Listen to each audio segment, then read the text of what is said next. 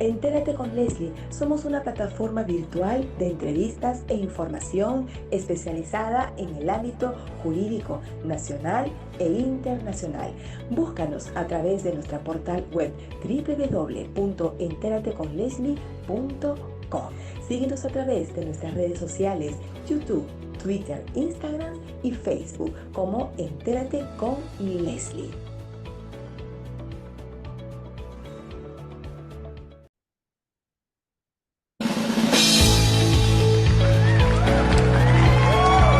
El programa que revese las redes sociales. Presentamos a nuestra conductora. Bienvenida, Leslie.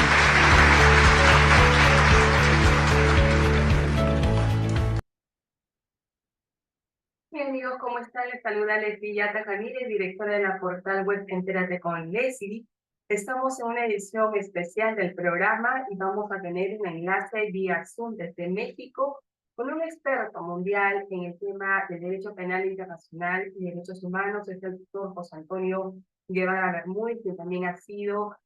funcionario de Naciones Unidas, miembro del Grupo de Trabajo para las Detenciones Arbitrarias. Vamos a conversar con José Antonio Guevara Bermúdez todo lo que han sido las incidencias de la decisión de la Corte Penal Internacional, la orden de detención o arresto contra el presidente ruso,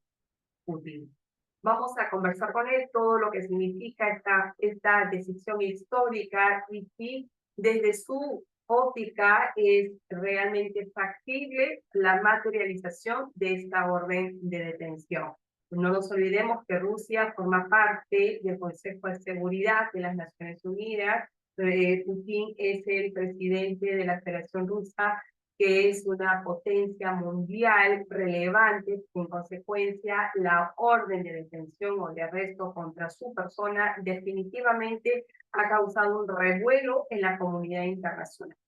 Será a partir de este incidente notoriamente esperado que va a hacerse realmente justicia a favor de las víctimas y sobre todo de aquellos niños y niñas, población civil que ha sido deportada o trasladada de manera ilegal a territorio ruso. Vamos a conversar con José Antonio Guevara Bermúdez acerca de todo lo que significa esta detención librada por la Corte Penal Internacional. Regresamos en breve, no te lo pierdas. Bien, amigos, regresamos al bloque de actualidad y estamos vía Zoom desde México con el experto mundial en el derecho penal internacional, derechos humanos, doctor José Antonio Guevara, que él es actualmente director de la Iniciativa Global para los Derechos Económicos, Sociales y Culturales, y también ha sido miembro y presidente del Grupo de Trabajo de Detenciones Arbitrarias 2014-2020 de las Naciones Unidas. Es un honor, doctor José Antonio Guevara Bermúdez, tenerlo en nuestro programa. Al contrario, Leslie, el honor es mío. Muchas gracias por la invitación. Para mí es un placer siempre platicar contigo y estar aquí con tu auditorio. José Antonio, la Corte Penal Internacional ha emitido una orden de arresto contra Putin, el presidente de la Federación Rusia. Rusia es miembro del Consejo de Seguridad. Mire el impacto internacional que está teniendo esta orden de arresto. ¿Qué significa para ti esta decisión de la Corte Penal Internacional? Tu primera lectura para ir desglosando algunas otras de carácter específico. Primero que nada, Leslie, yo creo que es una decisión sumamente relevante, no solamente para la situación de Ucrania, el mensaje que envía el más relevante Tribunal Penal Internacional Permanente es que no va a dejar pasar los crímenes que se cometan en el territorio de un país respecto del cual tiene jurisdicción, se vayan a ir en la impunidad o vaya a prevalecer la impunidad de esos crímenes. Entonces, me parece muy importante ese mensaje en primer lugar. En segundo lugar, el mensaje sumamente importante también que yo desprendo de este anuncio de la Orden Internacional de Arresto de Vladimir Putin y de su comisionada sobre los derechos de la niñez de la Oficina de la Presidencia, la señora María Alexeviana Belova, es que los máximos responsables, es decir, los presidentes de los países que están dispuestos a cometer crímenes atroces, crímenes de guerra, crímenes de lesa humanidad o genocidio, no van a tener lugares de resguardo, no van a mantenerse ajenos al combate a la impunidad y pueden ser procesados, investigados, en su caso procesados y sancionados por la Corte Penal Internacional. Entonces es un mensaje muy poderoso para los jefes de Estado y de gobierno para que se den cuenta que la impunidad de la que antes gozaban estos altos dignatarios de gobiernos cada día se acaba. Esto viene, por supuesto, desde la Segunda Guerra Mundial con los juicios en contra de los máximos dirigentes nazis y del imperio japonés con los juicios de Nuremberg y de Tokio, pero hemos visto que se van acumulando poco a poco casos relevantes en contra de altos dirigentes y este es uno más que se confirma. No es el primero de la Corte Penal Internacional en donde se gira una orden internacional de arresto en contra de un jefe de Estado en funciones por haber cometido este tipo de crímenes. Sucedió con al-Bashir de Sudán, sucedió también con Gaddafi en su momento en Libia y bueno, actualmente vemos que este mensaje se refrenda, se reitera, y eso es algo muy importante porque para algunos trasnochados del derecho internacional o románticos del derecho internacional previo a la Segunda Guerra Mundial, insisten en que los jefes de Estado y de gobierno gozan de inmunidades inmunidades frente a las jurisdicciones nacionales e internacionales. Y bueno, si quieres podemos discutir alrededor de este aspecto. Y Justamente, bueno, te iba a decir dos, pero te voy a decir un tercer aspecto muy claro, importante que me parece que este no es algo que yo desprenda de la orden de detención, sino que es algo que el propio fiscal dijo en una entrevista reciente con algún medio internacional. La importancia que tiene este caso para buscar proteger a los eslabones más débiles de la sociedad o de las sociedades que están siendo victimizadas. Y mandar una orden internacional de arresto en contra de un jefe de Estado y su persona responsable sobre los derechos de la niñez por el traslado y la deportación de niños en el contexto del conflicto ucraniano es un mensaje importante de las prioridades que tiene la Corte Penal Internacional para proteger en este caso a la niñez ucraniana. Esos son los tres aspectos relevantes que podría destacar importante, de José entrada. Antonio, estos tres aspectos y justamente el comentario que quería compartir contigo y de pronto tú puedas pensarlo es que la lectura que se tiene de la Corte Penal Internacional es que no hay intocables, ¿no? Que por más poderosos que sean los jefes de Estado o los jefes de gobierno, bueno, si cometieron un crimen internacional que está bajo la competencia de la Corte Penal, bueno, ahí están las consecuencias y los inmediatos resultados. Recordaba la entrevista que tuve contigo el año pasado justamente sobre este tema de la Corte Penal Internacional y uno de los aspectos que conversábamos en ese entonces era que Rusia, no siendo parte del estatuto de la Corte Penal Internacional, podría ser sentado en el banquillo de los acusados. Bueno, hoy se ventilan todas las dudas, no todas las dudas porque todavía sigue habiendo esta corriente de opinión que considera principalmente que Rusia que no va a pasar absolutamente nada, que esta orden de detención simplemente es un simple frivolitismo y que va a quedar ahí, porque Rusia no forma parte del estatuto de la Corte Penal Internacional. Y por otro lado, otra corriente de opinión que decía que el derecho internacional no sirve para nada, no tiene fuerza coercitiva, no arregla situaciones, ¿no? Etcétera. Entonces, ¿cómo enlazamos, cómo matizamos esta gran decisión de la Corte Penal Internacional para responder a estas corrientes de opinión? Me parece muy importante los temas que planteas, Leslie, porque justamente yo creo que la decisión de la Corte Penal Internacional de ordenar el arresto todavía no quiere decir, todavía le falta pues al procedimiento, falta que le confirmen los cargos a los detenidos, que se prepare el juicio, que inicie, que se dicte sentencia y después que se purgue. Pero una de las y aquí hay dos aspectos en este momento procesal en el que nos encontramos. es los aspectos legales y los aspectos fácticos. Legalmente me parece que es claro, no hay discusión. La Corte Penal Internacional tiene competencia para conocer los crímenes que se han cometido en Ucrania, no solo los que se han cometido desde febrero del año pasado, que inició la invasión rusa a Ucrania y que la propia el gobierno ucraniano propio remitió la situación autorizándole a la Corte investigar los crímenes cometidos en ese país a partir de febrero, sino que desde antes, desde 2014, ya el propio gobierno ucraniano le había autorizado a la Corte conocer de los crímenes que se cometieron o que se estaban cometiendo en su territorio, en dos conflictos armados que se estaban dando simultáneamente, el conflicto armado internacional por la invasión de Ucrania, la invasión a Crimea por parte de la Federación de Rusia y el conflicto armado interno que se desahogaba en principalmente dos comunidades o dos secciones o dos zonas de Ucrania, además de los crímenes de lesa humanidad que se hubieran cometido en el contexto de las protestas de 2013-2014. Importante también que la Fiscalía de la Corte Penal Internacional en 2019, cuando decidió que contaba con fundamentos suficientes para creer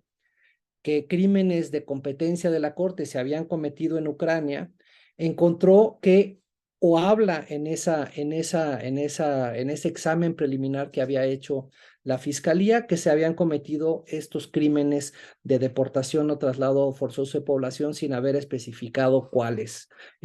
eran la naturaleza de eso. Pero bueno, habiendo dicho eso, lo importante es que por esas remisiones que hizo Ucrania a la Corte Penal Internacional, le autorizó conocer de los crímenes que se han cometido en ese país. Y legalmente, los crímenes que se han cometido en ese país, sean por ucranianos o por rusos, son de competencia de la Corte Penal Internacional. Entonces, sobre ese aspecto no hay discusión. Ahora, sobre la parte fáctica o las dificultades o desafíos que tiene el sistema penal internacional, en donde la Corte Penal Internacional es un eslabón que además va a investigar, a procesar y castigar a los más altos responsables, normalmente a los dirigentes, jefes de Estado, jefes de gobierno, ministros de Relaciones Exteriores o ministros de la Defensa Nacional, del Ejército, de la Marina, es decir, la cúpula del poder de esos países. Normalmente la Corte Penal Internacional va a ir tras de ellos. Sin embargo, la Corte, sabemos, no cuenta con una policía propia,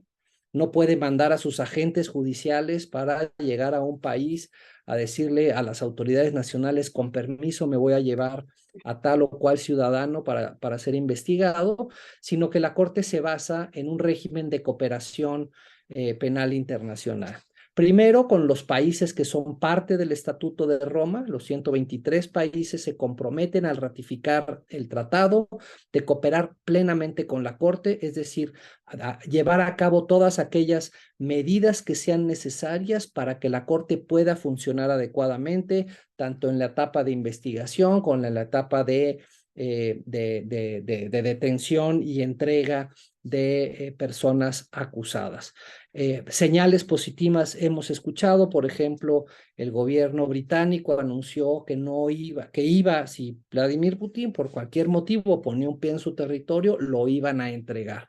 Y así esperaríamos que el resto de los 122 países que forman parte del estatuto hagan promesas similares. Algunos lo hicieron en un encuentro reciente en la ciudad de Londres para respaldar a la Corte en esta decisión que hizo. El desafío que tenemos fáctico actualmente es que los dos acusados están actualmente en la Federación de Rusia. Rusia ha enviado señales de repudio, de rechazo a la decisión de la Corte, porque creerán que su señor presidente es intocable, lo cual es entendible. Normalmente los países que están perpetrando crímenes atroces defienden a los responsables porque son los propios responsables los que están detentando el poder en esos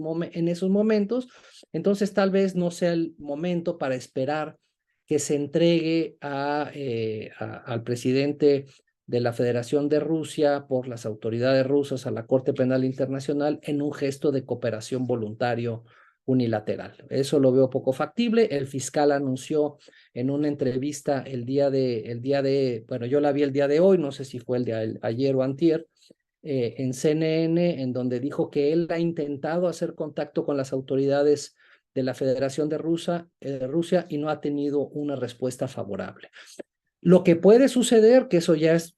estamos en el ambiente, en el mundo de la especulación, es que eventualmente haya un cambio de régimen o que socialmente al interior de la Federación de Rusia deciden que no quieren tener como presidente a una persona que está señalada por el máximo Tribunal Penal Internacional como potencial criminal de guerra y que quisieran que esa persona rinda cuentas ante la justicia, que haya un cambio de régimen, que haya un cambio político en el país y que los nuevos gobernantes quieran hacer las cosas bien y enmendar los daños que le han hecho a la comunidad internacional y particularmente al pueblo ucraniano y entreguen voluntariamente al expresidente, si es que llegara ese momento de cambio, a la Corte Penal Internacional. Pero bueno, sabemos, y tú sabes, quienes estamos involucrados en estos temas de justicia nacional o internacional, que la justicia normalmente no es pronta y expedita como debiera ser, y que cuando se trata de altos dirigentes que, repito, han cometido o están cometiendo crímenes atroces, los pasos que se van dando son pequeños, son poco a poco, se van acumulando iniciativas y tarde o temprano algunos han logrado caer y han rendido cuentas ante la justicia nacional o internacional. Y creo que, bueno, esto es un buen mensaje para quienes son detractores de esta decisión de la Corte, que yo más bien lo vería como una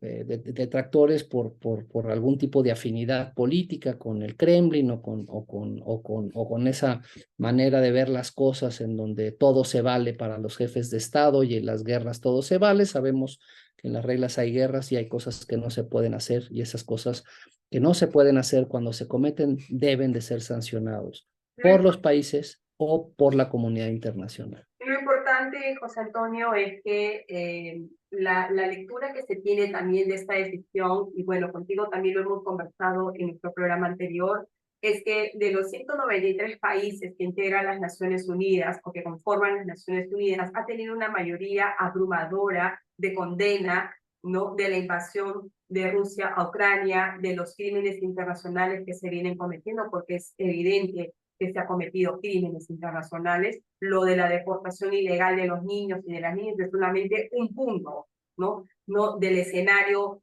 tan complejo que existe en estos momentos en Ucrania. Ahora, Putin debe saber con esta intención mayoritaria de Naciones Unidas de condena, debe saber que si pisa al territorio de algún Estado que es parte del Estatuto de Roma de la Corte Penal Internacional, pues no la cuenta, ¿no? En ese sentido, o sea, debe saber, y por eso creo que la reflexión que tú has hecho de que podría venirse un cambio político dentro de la Federación Rusa es muy probable, porque ya se sabe que existe una mayoría abrumadora que condena los actos que se han llevado a cabo en Ucrania por parte de Rusia. Entonces, pisar el territorio de 123 estados le va a ser muy complicado para el señor Putin. Sí, mira, creo que la tiene tan complicada que inmediatamente que se giró esta orden internacional de detención de él y de su comisionada para la niñez, a los pocos días, él en un despliegue temerario, autoritario, se desplegó a las zonas ocupadas ilegalmente en el territorio ucraniano, en donde ejercen de alguna manera el poder militar que impide que lo puedan detener, como para demostrarle a la comunidad internacional: aquí estoy fuera de mi territorio y no me pasa nada. Sabemos que fue un gesto temerario, que fue un gesto irrelevante, porque si quiere realmente demostrar que tiene la fuerza para no ser detenido, pues tendrá que ir a un país en donde su ejército no controle la situación. Entonces, se habla de un posible viaje a un país africano en los próximos en los próximos meses. Casualmente ese país de África del Sur en su momento no cumplió con sus obligaciones de entrega de una persona acusada y que había una orden internacional de detención, que era al-Bashir, el presidente de Sudán. Internamente hubo un debate jurídico al respecto y las autoridades fueron, si se me permite la expresión, regañadas por el poder internamente porque debieron haber cumplido con esa obligación y esperemos que eso no vuelva a suceder en ningún país, porque los intereses de la justicia deben de estar colocados en un orden superior respecto de cualquier otro interés que puedan tener los gobiernos. José Antonio, lo de Putin ha salido, digamos, en tiempo récord por la Corte Penal Internacional, de pronto por el acopio de evidencias, de pruebas que ha habido sobre este tema del traslado ilegal de los niños y de las niñas. Pero el tema de Venezuela, que también ha sido presentado por otros estados, donde también hay un acopio de información muy valiosa de los crímenes internacionales que se han cometido en territorio venezolano por el gobierno del señor Maduro. Digamos, ¿qué lectura te merece también este tema? Venezuela está esperando también que la Corte se pronuncie. Hace el día de ayer nomás, el Consejo de Derechos Humanos de las Naciones Unidas, en palabras del alto comisionado para los derechos humanos, dijo que Venezuela enfrenta desafíos muy urgentes, ¿no? Y que la situación de derechos humanos en Venezuela apremia. Entonces, y este es un caso que también está en la Corte Penal Internacional. ¿Qué opinión te merece esto, José Antonio, respecto de ello? Muy importante la reflexión porque es difícil justificar que la Corte Penal Internacional y particularmente su fiscalía no actúe con la misma diligencia y con la misma celeridad en todos los casos. Lo que sabemos es que este fiscal, desde el año pasado que entró como tal a la Corte Penal Internacional, uno de sus compromisos era priorizar asuntos en esa lógica de priorización ha cerrado la mayoría de los exámenes preliminares que en su opinión le desgastaban recursos que él quería aprovechar para poder generar acusaciones y juicios, que es lo que se espera de la Corte, juicios que redunden posteriormente en sentencias. Hablando de Ucrania, me parece que sí se hizo un asunto, se presentó una solicitud de detención de una manera acelerada, pero no, porque los hechos a que se refiere esa orden de detención son hechos que sucedieron después de la invasión rusa a Ucrania reciente, del 2022. Sin embargo, el asunto de Ucrania en la Corte Penal Internacional no es nuevo, no es del 2022, es algo que viene desde el 2013-2014, por lo cual la Corte ya tiene en su acervo probatorio elementos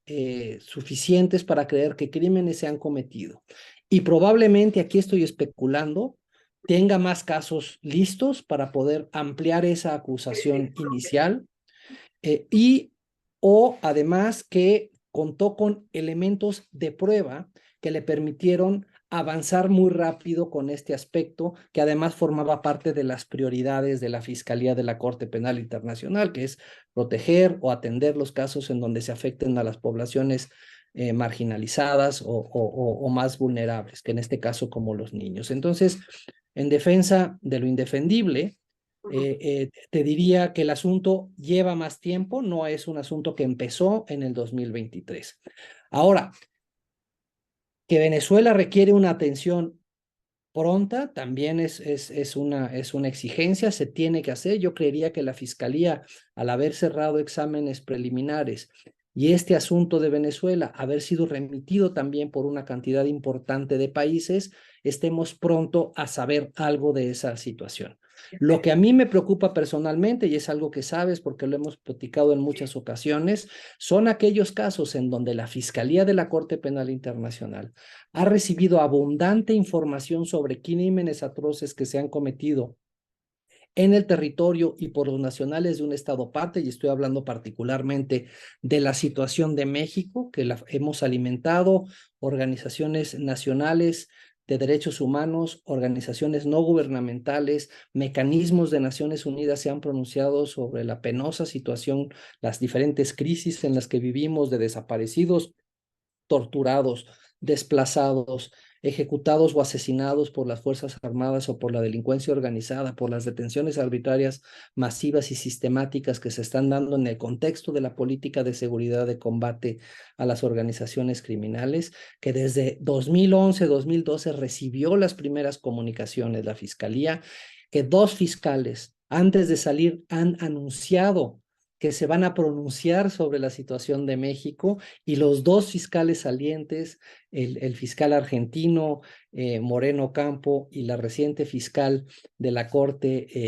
que salió, anunciaron que se iban a pronunciar, no lo hacen, anuncian que le van a dejar a su sucesor o sucesora el asunto para que se pronuncie rápido, y seguimos en la misma situación. Entonces, sí pareciera que para la Corte Penal y particularmente para las fiscalías, hay países que si no tienen el respaldo de otros países importantes, como sucedió con Ucrania o como sucedió con Venezuela, son países que sí van a poder decir que son intocables. Y México yo creo que es un país que podemos decir hasta ahora que es intocable, porque no lo toca ni la Corte Penal Internacional con un examen preliminar, no lo toca el Consejo de Derechos Humanos con una misión, una comisión internacional de investigación, como lo ha hecho en casos como Venezuela, Ucrania o Nicaragua. No lo toca absolutamente nadie, y esos son los países que habría que poner atención, y habría que ver la forma en que la comunidad internacional reacciona y deja de observarnos como si fuéramos una situación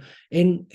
normalidad, porque los efectos que está produciendo la delincuencia organizada, que forma parte de la propia estructura política del país, la delincuencia organizada está teniendo impactos no solamente en México, sino también en terceros países, en países vecinos del Perú, como puede ser Ecuador, y recientemente escuchamos en Estados Unidos que la alarma que tienen respecto de las organizaciones criminales y el impacto que tienen en la salud de ciudadanos de ese país, y recientemente Europa acaba de hacer un llamado también para cooperar con México porque las organizaciones criminales de México están teniendo efectos nocivos en esos países. Entonces, ¿cómo hacer para que esta maquinaria internacional ponga atención en los países que sí parecen ser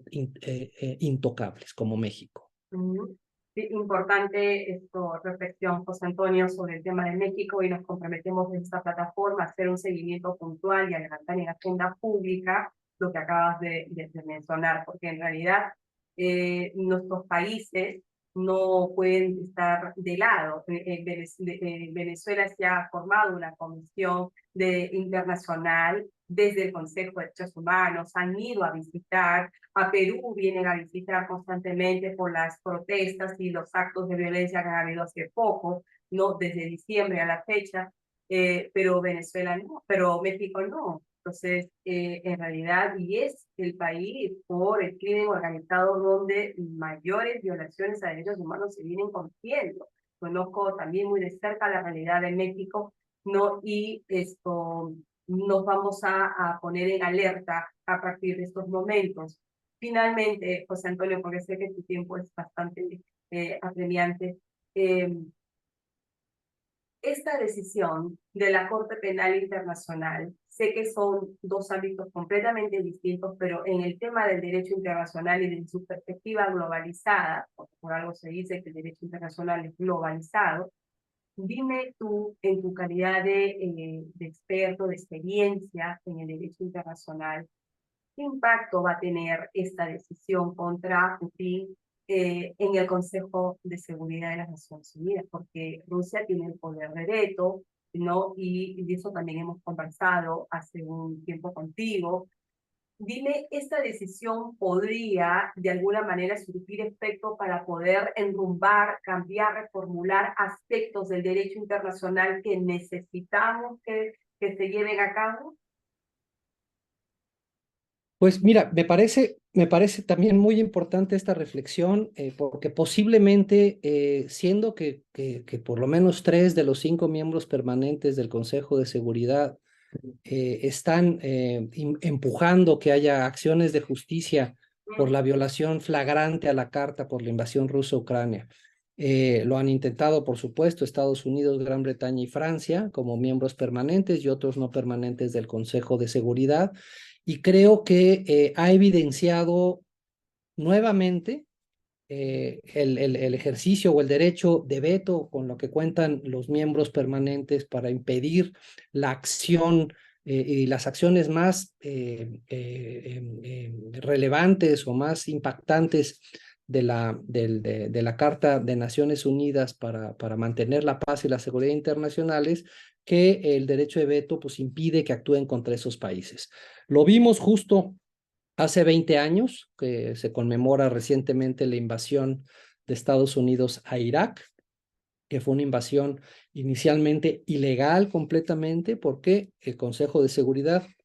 no pudo actuar para impedir esa invasión, No pasó eh, y, y lo pasó por alto, y ahora, porque por lo mismo, por el veto, y ahora lo vemos otra vez con Rusia. Entonces yo creo que es un muy buen momento para que la comunidad internacional decida: este arreglo ya no funciona. El derecho de veto de los 5 miembros permanentes no es una carta blanca para violar la Carta de Naciones Unidas. Hay una iniciativa franco-mexicana para restringir el derecho de veto cuando se traten de resoluciones que tienen que ver con aspectos de cuestiones humanitarias, crímenes de lesa humanidad y crímenes de guerra, pero yo creería que tiene que hacerse una reformulación, al igual que tú, de la Carta de Naciones Unidas en lo que se refiere al derecho de veto, o un compromiso de los 5 permanentes de cómo se interpreta eso en adelante. Yo tengo Si es que que ver el tema del Consejo de Seguridad porque Rusia ya fue expulsada del Consejo de Derechos Humanos, ya se tomó las acciones al respecto, pero falta en el Consejo de Seguridad donde sigue teniendo poder, ¿no? Donde sigue teniendo poder Rusia, ¿no? Entonces, por supuesto, y es se podría, una... José Antonio, valorar, y con esto termino porque nos gana el tiempo, podríamos ver en 5 segundos, contéstame por favor, porque nos vence el tiempo, ¿se podría expulsar a Rusia de las Naciones Unidas? Pues no hay un procedimiento para hacerlo, a diferencia con el Consejo de Derechos Humanos, que sí lo había,